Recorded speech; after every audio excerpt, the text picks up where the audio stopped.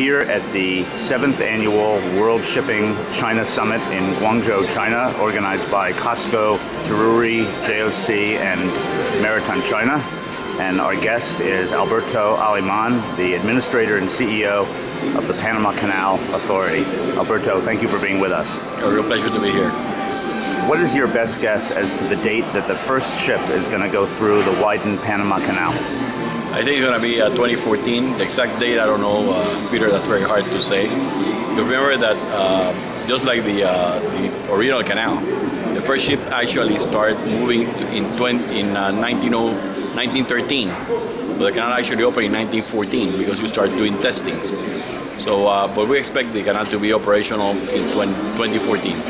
So, when will the third set of locks be fully operational, just like the existing locks are today? In 2014, for sure. What are some of the changes that you expect to logistics and to the maritime and logistics industry in Panama as a result of the widening of the canal? Well, as I say, it's a game changer, Peter, because the canal is going to allow much larger ships. So the economy of scale are going to be immense. It's actually 3 times the size of what can actually go through a canal today. But that means that there are going to be new flows, new products that cannot use the canal today. One of them, for instance, is LNG. You know, in the energy industry, that's one type of ship that cannot use the Panama Canal today. There are countries who produces LNGs in both actually coasts who can actually start moving through the canal. Also, you're going to be looking at the possibilities of having obviously larger container ships. The impact of that is that Panama will become, and actually fast becoming, the most important logistics and transportation hub in the Americas. And it's simple. It's because we are the only port that has terminals in the 2 oceans, plus a canal in which you can go from one ocean to the other, and that is very unique. And it allows you to actually have an hinterland much larger than any other place. And it's about having the capacity of having a lot of cargo in one place and actually distributing from that place to Latin America, South America, and the Caribbean. So that is actually what I believe is going to happen, and it's already happening. Panama today has over 23%. Panama has about 23% of all the cranes in Latin America. We have more port cranes than, for instance, Mexico or Brazil. And the Atlantic side ports already are today the #1 port in Latin America, surpassing Santos this year. So it's not as simple as just more larger ships and more cargo transiting the canal, going from one place to another, but you see increasing amounts of transshipment activity and other logistics-related activity taking place in Panama as a result of the greater amount of container cargo that you're handling? Yes, that's what I'm seeing. Actually, it's much more than only expanding the canal, because we already own Panama has the largest free trade zone, which for me is basically a distribution center in all of the Western Hemisphere in Colón. We're also developing the Pacific side. Same thing is happening with ports. There are going to be more ports being built in the Pacific side of Panama, and we already have what they call a dry canal. We have trains and we have highways connecting all the system. So we allow for a lot of things to happen. And in this world today, and we have looked at this in the conference, people are talking about the logistics chain. And Panama offers that. It's not only a way in which you go from one ocean to the other. It's much more than the original canal was at one time. Mm-hmm. What is going to be the impact on East Coast ports as a result of the expansion of the canal? Well, I think that actually has a big advantage, because today, those big ships, and it's again also a matter of the type of ships that are being used today. Today you cannot move a ship over a 4,500 TEU from one ocean to the other. Now you're going to allow larger ships to get to the East Coast, which bring again the benefit of economies of scale and allows for that market to actually benefit.